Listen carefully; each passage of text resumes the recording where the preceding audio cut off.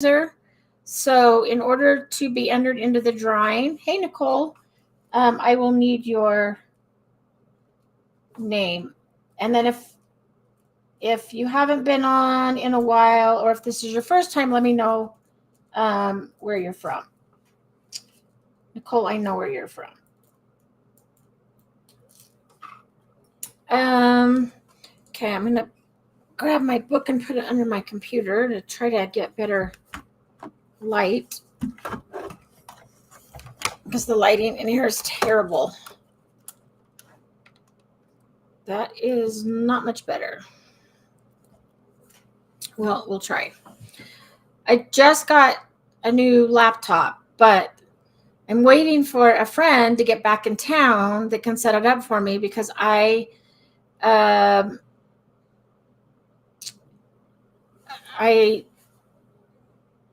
don't know how to do it. Oh, so Nicole, right before I jumped on, I was talking to a trainer friend of mine, and she was telling me about this snake training from Ken. She told me it was 4 weeks long. There's, I guess, 2 levels, a $3.99 level and then a $1.99. And one you can submit videos and stuff, and he'll like give you some one-on-one. Is that the same one? It starts in August. I thought she said that it was going to be 4 weeks, though. I might actually take that, but I might do the $1.99 one, just because I know me and I won't submit videos and stuff like that. So, but yes, I might actually take that. It'll be really good. The one that I'm taking right now from my friend is, she got a lot of her information from Ken.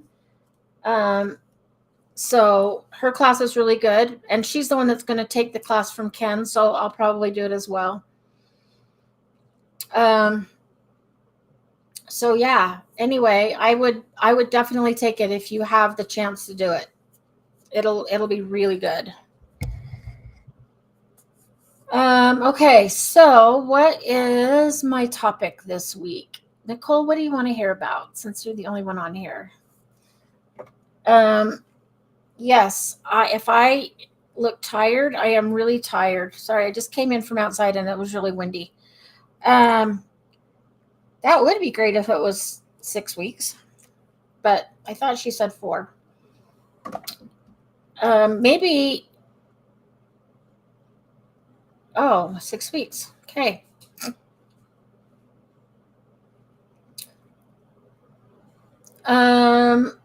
So enrollment opened, you mean 6/20? Because it's not 7/20 yet.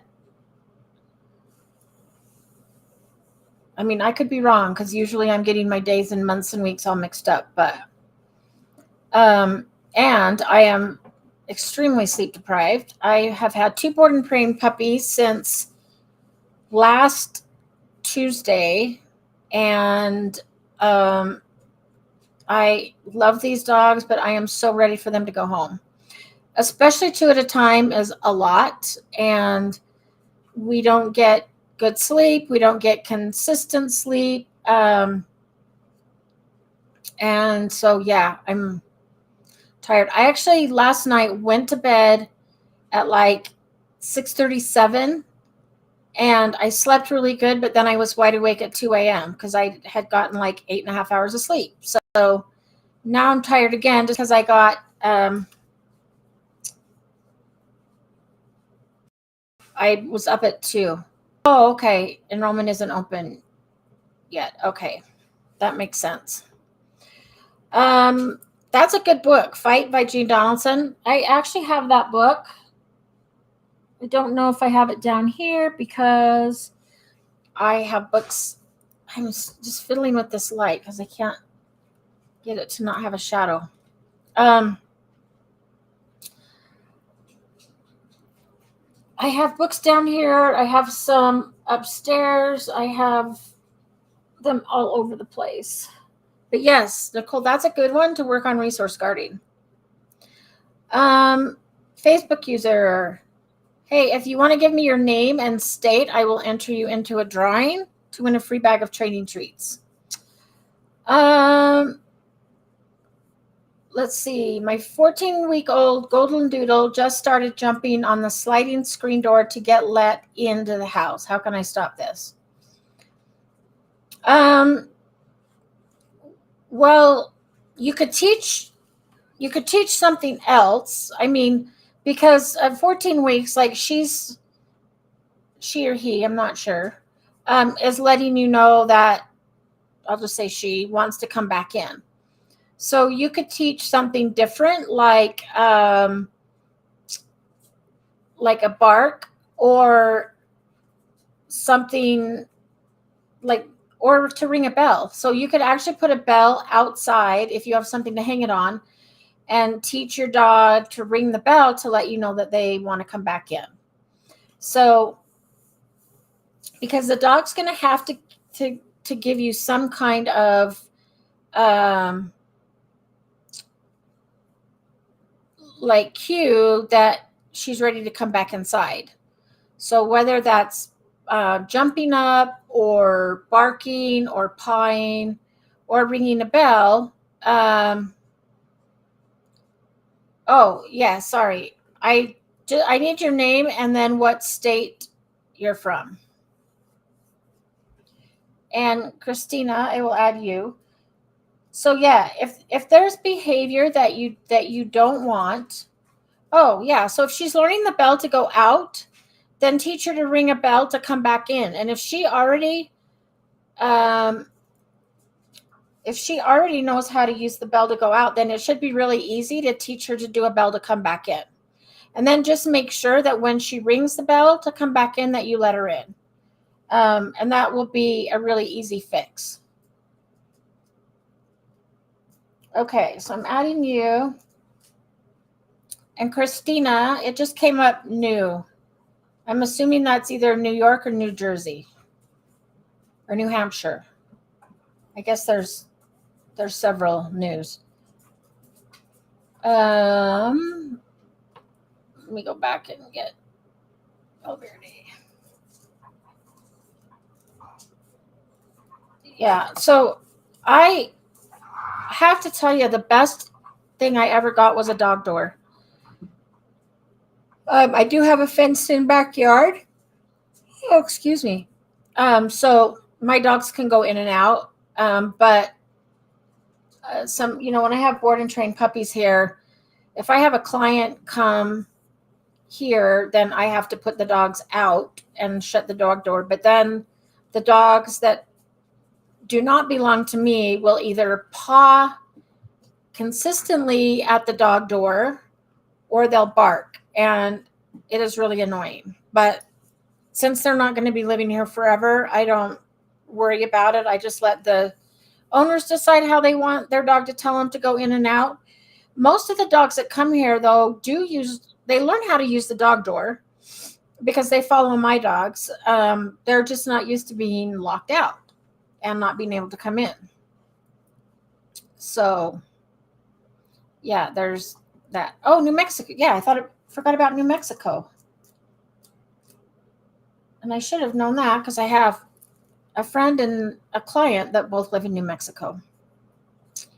That's a really good question, though. But yeah, I think if she learns the bell to go out, it'll be really easy to teach her the bell to come back in. And then you don't have the annoying jumping on the screen and barking. Like the dog, the board and trains that I have here now will bark nonstop when they're out, and I have locked them out. So, sorry, I'm going to be fiddling with this until I get the lighting good. Oh, there we go. Now if they'll just stay right there. Yeah, so hopefully my new computer is bigger and has a better camera. Although I have an external camera on here. So that seemed to be, not that you guys really need to see me, but I'm like looking at a silhouette. So, okay, what else do we have?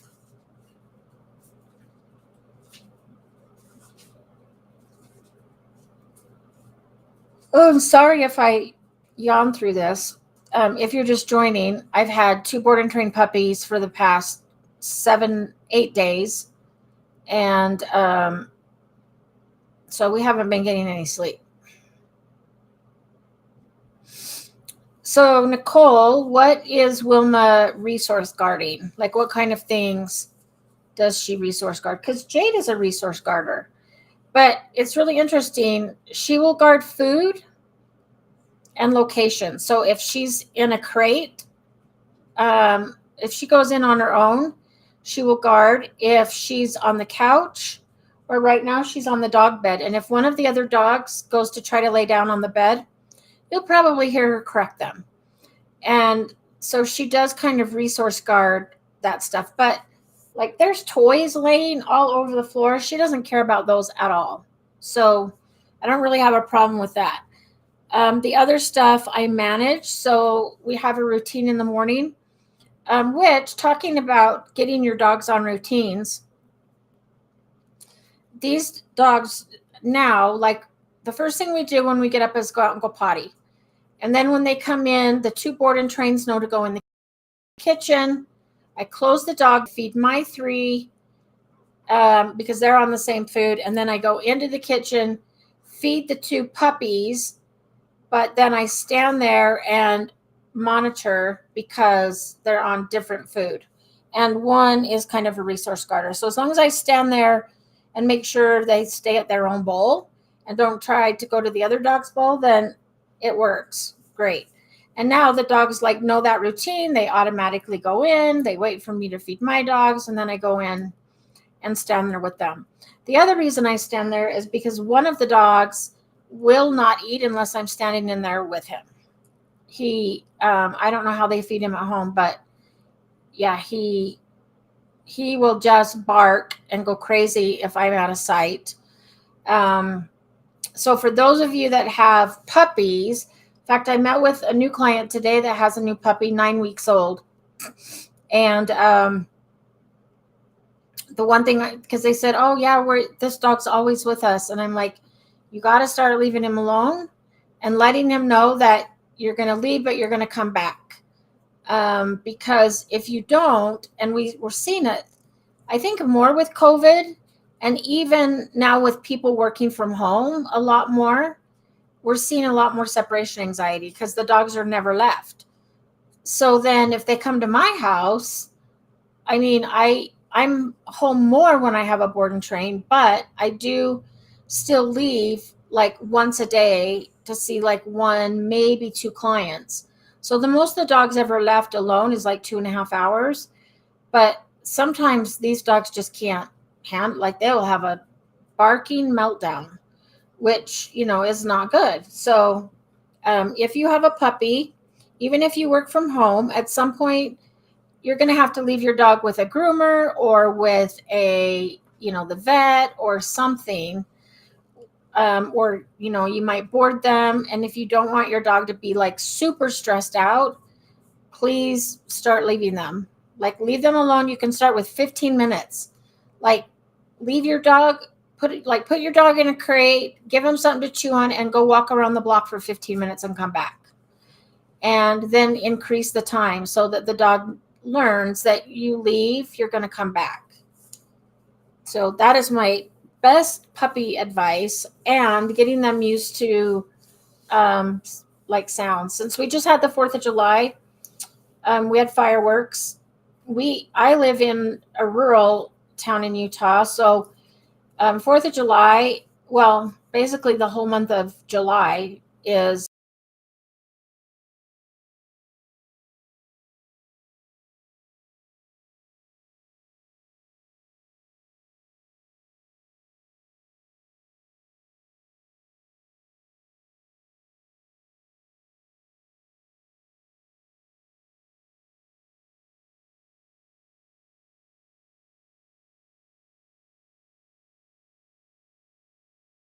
rodeos, because we all did the dogs bark. After, my dogs don't bark at all. It doesn't bother them. But the other two dogs that were here did kind of bark.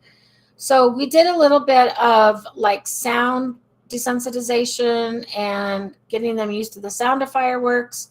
And the rest of the time, they didn't bark at all. Like I was waiting for the fireworks, and I'm looking at my watch like, okay, they've got to be over with. So I didn't even hear them. I know they had them, but like I didn't hear them, and obviously the dogs didn't hear them because they didn't bark. So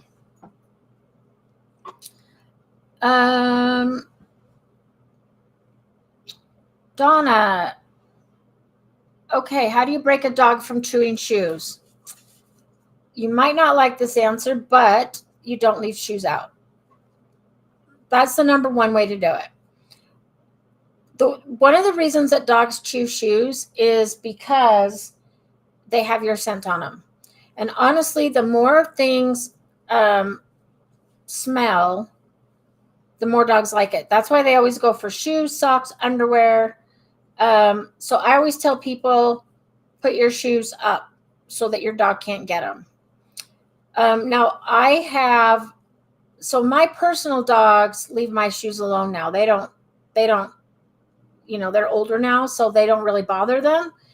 So I can actually take my shoes off and just kick them behind the door, and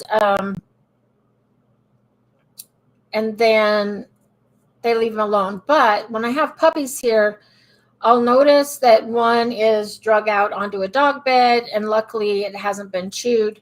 So when I have another dog here, I have to put shoes up. So I just put them in the laundry room, close the door so that they don't even have access to them. And then giving your dog another outlet for chewing, such as shoes. You could do enrichment boxes that you can make from just cardboard boxes. And, you can like take the cardboard box, spread peanut butter in it, throw in some kibble and treats, fold it up, and let the dog shred it. So one of my dogs, where is he? He's sleeping somewhere. He went through a chewing phase, but it was wood. So it was table, calendar, books, anything that had like, paper, cardboard, wood, he was wanting to chew. So I started giving him enrichment boxes, and I just let him shred it and chew it and tear it apart. And that's what he was allowed to chew, and he stopped chewing everything he wasn't supposed to chew. So it pretty much just kind of fixed it. So make sure that you're giving your dog an outlet for chewing if they like to chew. Don't give them like an old shoe, because they can't tell the difference between old shoe and the shoes you want. But you can give them something else to chew. So depending on how old your dog is, and if they're liking the shoe because they can like sink their teeth into it, I would do something like a rope toy. And that might work. So, but yes, the easiest way is environmental management, which just means that the dog doesn't have access to shoes. Facebook user, having an issue with a 2-year-old cockapoo, lethargic, sleeps a lot. I'm not a vet, so I can't answer that. My best advice would be to ask your vet. And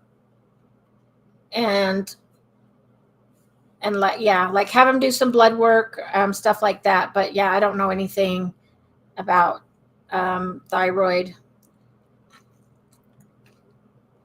And again, I'm not a veterinarian, so sorry, I can't answer that one. Nicole, the bed, sometimes a special toy. She only guards the bed when I'm in it. She only growls, so it's not really bad, but she is starting to do it more often. She doesn't guard Kongs or chew sticks, so yeah. So, I mean, what I used to do with the bed, because Jade used to guard the bed when I was in it. And so if one of the dogs would come up and she would growl, I would say, "Oh, Jade, you just lost your bed privilege." And I'd make her get off. And I would just do off or hand target. And then I would let the other dogs on, and then she could get back on last. Because as long as she got on last, she wouldn't guard it. It's only when she got on first. So yeah, and honestly, I have found that that managing it is just the easiest thing. So I know what kind of stuff she's going to guard. And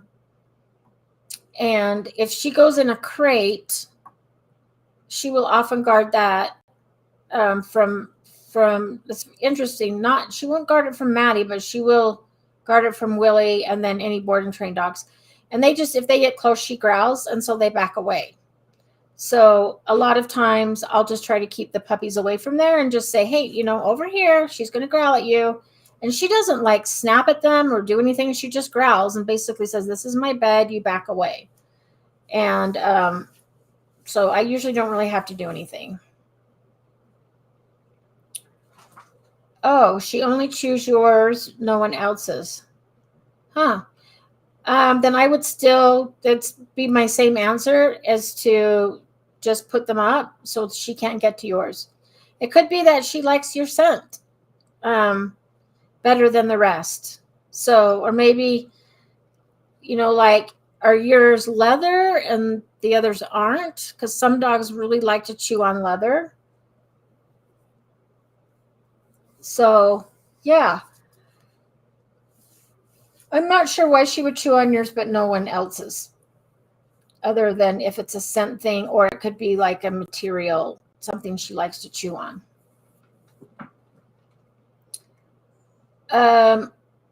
Okay, so she's 4 months old and has 2 rope toys.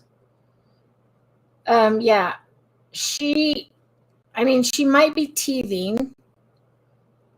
What you can do is if you catch her chewing on one of your shoes, then just interrupt and trade. It's like, oh, here you can't have my shoe, but here you can have this. And then give her something that she can chew on. So instead of your shoe, you get this. And just trade. And then I would maybe try an enrichment box and see if that helps and if she likes that. Especially for a dog that's teething, they love the enrichment boxes because they can just sink their teeth into that and shred it and rip it, and it works great. How do you stop a puppy from eating grass? That's kind of a tough one because a lot of dogs eat. I mean, my dogs love to eat grass, and I don't really know why, but they do. Hey, Fiorella. I mean, if you really don't want your dog eating grass, a lot of times I've had clients condition their dog to a muzzle, even a puppy, because if a puppy has a muzzle on, and I'm talking about like a basket muzzle so they can still drink water, pant, you can still give them treats through it, but it makes it really hard for them to like chew grass and stuff like that. So you could do that, or you could just do a lot of leave it, and you know, when they start to chew the grass, you know, leave it, but then make sure you give them something better than grass. Another thing that I've done that works is I play the go hunt game a lot in the grass. So if they're wanting to chew grass, I'll take a handful of treats and chuck them in the grass and say, go hunt.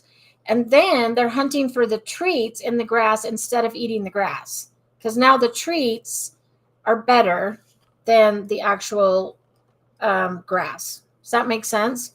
So you just give them something else to do, which is hunting for the treats rather than chewing the grass.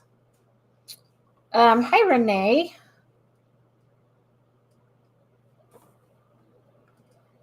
Renee, I think, didn't you win last week, Renee? Or the week before? So I'll put Brian down.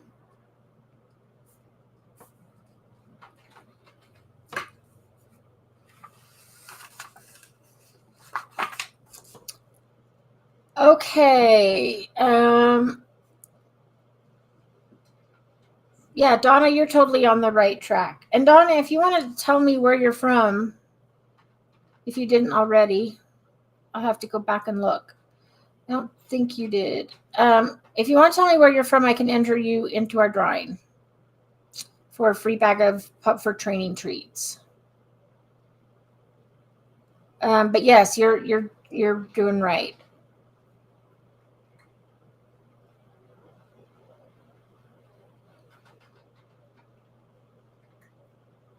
Um,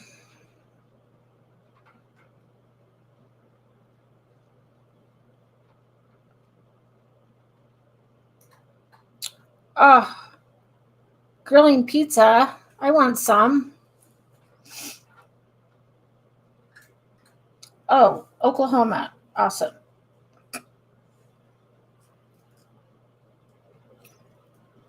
Yeah, so the the Go Hunt game I use for so many things. I use it for like regular nose work. I use it to redirect barking. You could use it to redirect chewing grass because they'll go for the treats instead of the grass. What else do I use it for? Biting. So the family that I was just at, they've got two little kids that just really don't like this puppy biting at them. So I tell them to chuck treats in the grass and tell the dog to go hunt. And then it gives the dog something else to do that's really enriching. It engages their nose. They can hunt for treats rather than chewing on the kids. Okay. Fiorella, my dog gets overexcited at the beginning of walks. He can be calm with his harness on inside the house. And wait for us to get ready. But as soon as we are outside, he will bark nonstop, pulling towards a tree. Then run right to left of the street, barking and whining. I try to get him back to the house when he barks, so he understands that barking gets him nowhere, but it gets worse. He knows the command, watch me, but cannot do it. When we are on our way back home from the park, he can do all the commands and walks on a loose leash. What was that? Oh, Willie's having a dream. He just barked in his sleep. So yes, your dog is going over a threshold right before you even get outside. So what I would do is like walk out the door and stand there and don't go forward until your dog is calm. So you just stand there, and if he can't like listen to you or do a watch me or anything else, I would just stand there and wait for him to be calm.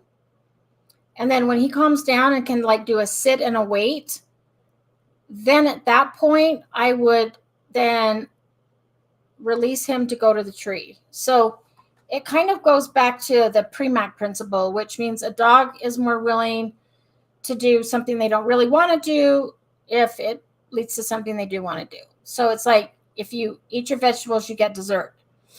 So for the dog, like he doesn't really want to wait and he doesn't want to calm down, but as long as he's overexcited, you go as far as the porch and that's it. And you don't go further until he calms down. As soon as he calms down, then it's like, oh, good job. Now you're going to go to the tree, and then he can sniff the tree or do whatever he does at the tree. And then I would kind of keep doing that. And every time he starts to, like, if he's... Willie, what are you doing? You're having quite the dream over there, dude. You're growling in your sleep. Do you guys want to see how cute he is? I have to show you him. And then I'll finish answering your question. Come here. Come say hi to everyone. Oh. So, this is my little foster guy, and we are adopting him this month. Huh. Yes, we are. We are adopting you this month. He's the easiest puppy I've ever had. Well, he's over a year now. but he couldn't use his back legs when we got him. And now he's running and chasing balls, and he's even potty trained himself, so no more diapers.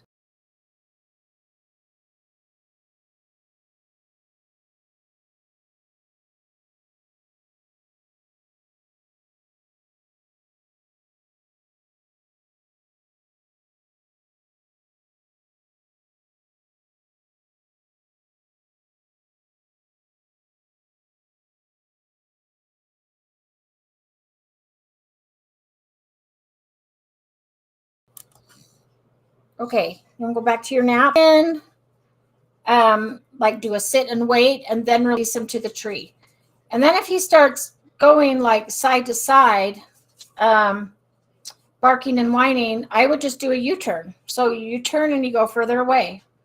And if you never make it to the park, then you never make it to the park until you can get there calmly. So yeah, it just seems like overexcitement and not enough impulse control. So I would actually look up, Pupford has 21 impulse control games, and I don't know how much it is, but if I remember, it's not very much. I would actually get that and start working on those exercises with your dog, because that's going to help a lot. So if I'm working with a dog and they're like pulling and barking and whining because they say hi to another dog, they don't get there. And a lot of times the owners will give in because they really want their dog to be able to say hi, and I do not let that happen. So it's like, unless the dog is calm, they're not going to be able to go say hi. You turn around and go the other way. I'll ask for a sit and a wait, and when the dog can sit and wait, then I'll release them to go say hi. But as long as the dog is pulling, barking, whining, it's like, we're going to go the other way. Sorry. And then you just have to be really, really consistent. And as hard as it is, you can't give in. Because then it'll work. And sometimes it works. Yeah. And I get it. He acts as if he's never been walked.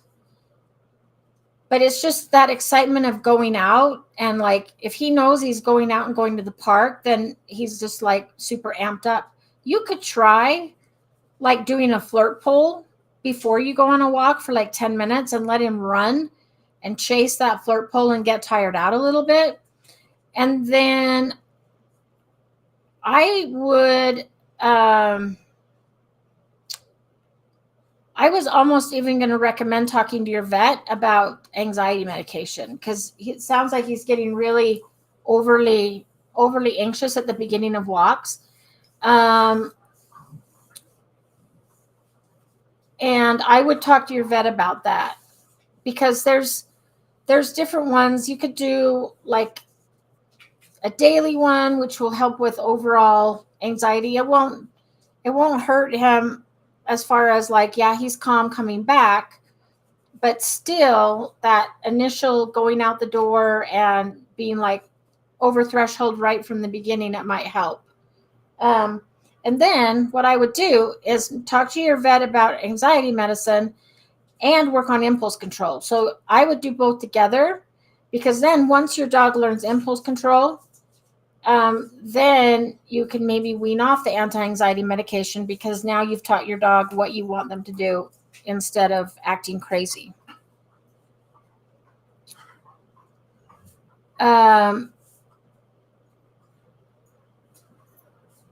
But yeah, I mean, I've had some dogs that just, okay, so I've been working with this dog for over 2 months. Okay. And this dog still has not been able to come up and meet one of my dogs, because he gets overly excited. He pulls at the end of the leash. He's barking. He's whining. He plays at dog parks, but it's just when he's on leash, he has no impulse control. And his owner really wants him to get up to the point where he can say hi and play with my dog. And I'm like, nope, because then you're rewarding that behavior. So I know she gets frustrated with me, but I make her move back, or I move my dog back. So Yeah. And you just have to really, really be consistent with that and let them know that you're not going to give in and they have to do this, but then they get this. Okay. Do we have more questions? If not, we can do a drawing and early tonight. There's really not a early late. Like I just go however long I need to go. I'm going to go back and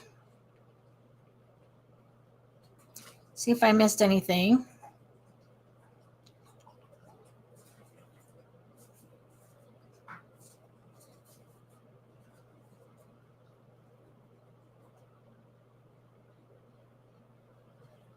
Also, if you do win the drawing, you are going to email for you new people.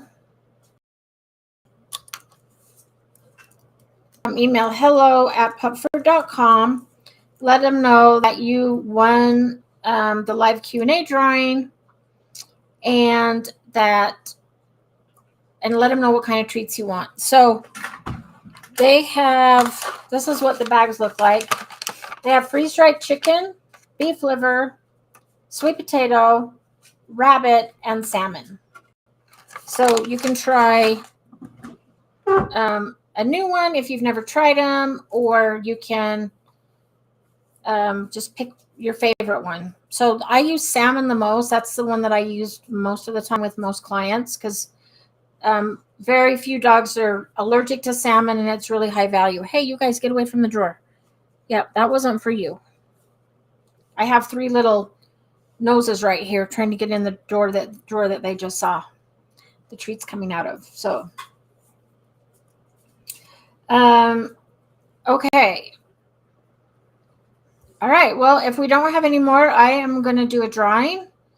And then Brian can get back to grilling pizza and mail me a slice. Actually, all I ever eat is like either cheese and mushroom or like margarita pizza because I don't eat meat. So, or I'll do a veggie.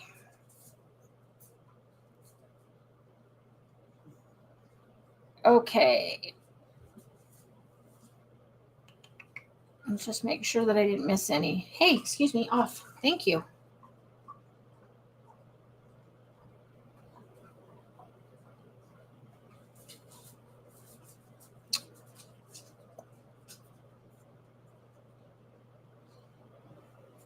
Okay. Let's put these in the bowl. And tonight's winner is Donna Newsom from Oklahoma. So, spinach mushroom. That sounds good. Okay, so Donna, congratulations.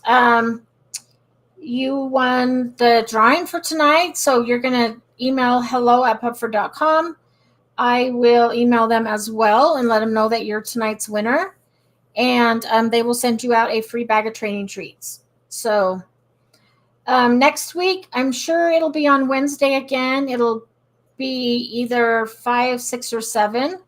So I know, Donna, I never win either. I never win anything. But so yeah, congratulations. Yeah, I used to make my own pizza, but now I don't make much of anything because it's too hot to cook and it's just me. So I could do fine. But that actually, grilled pizza actually does sound good. Okay, so I'll see you guys next week. I will post the time. And everybody have a great week and weekend, and we'll see you next week.